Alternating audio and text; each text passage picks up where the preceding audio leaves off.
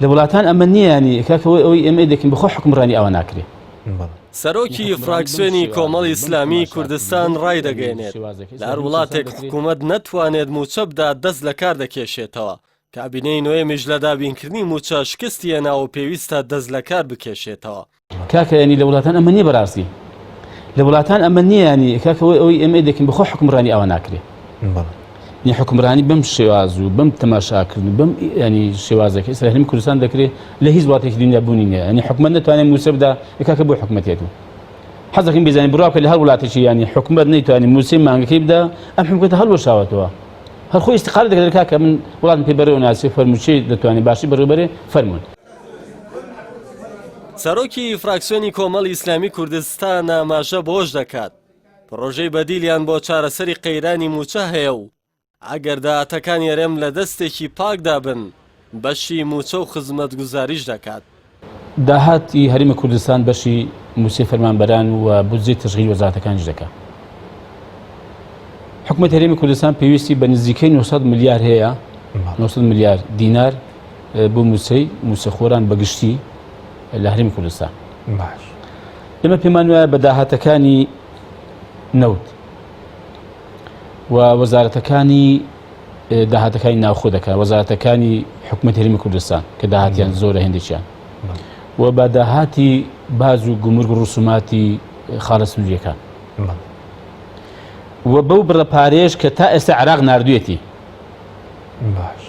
کە مانگ ینی لێ بڕیون لەبەرەوەی کە حکومەت لەگەڵ حکومەتی ناوەڕێک نەکەوتووە نەیتوانیوە تا ئێستا ئەو بڕە نەوتەی کە پێشتر بڕیاری سەدرا بوو کە ڕادەسی عێراقی بکار نەیکردووە تاوان 50,000 بەرمیل بووە.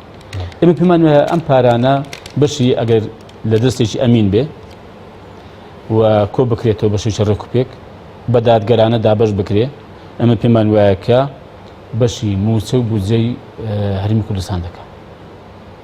باش ئەنی پارە بۆ حزب سەرف بکرێ و پارە بۆ بندیوار خەرج بکرێ و پارە بۆ خانەنشینی نایاسایی خەرج بکرێ و پارە باج و گومرگ وەربژێ بەڵام نەچێتەوە خەزانەی حکومەت، ینی تەنها بڕێکی بچێتەوە خەزانەی حکومەت کاکە پارە بەش ناکات. باشە بەس ئەو ئەزمونەی عەبدولستار مەجید بۆ جاری سێم تەحەدای ئاگاڕاستەی دەسەڵاتدارانی هەرێم دەکات و پێیان دەڵێت داهاتی هەرێم ڕادەستی کۆمەڵ بکەن، لە ماوەی ساڵێکدا کێشەی موچە چارەسەر دەکەن و ئابووری هەرێمیش دەبوژێننەوە.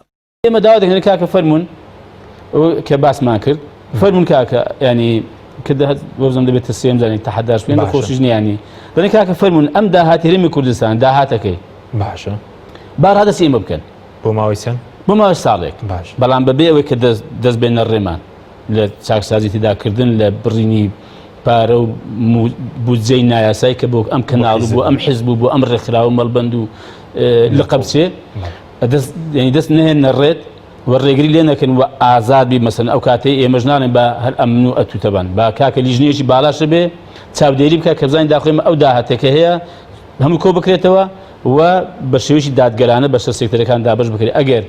ئەگەر داهاتی هەرێمی کوردستان بەشی موسە و بودجەی ئەم هەرێمی کوردستانی نەکرد ئەوەی کە تا ئێستا ئێمە گوتمانە دوور لە هەموو لایەک ناڕاز بووە.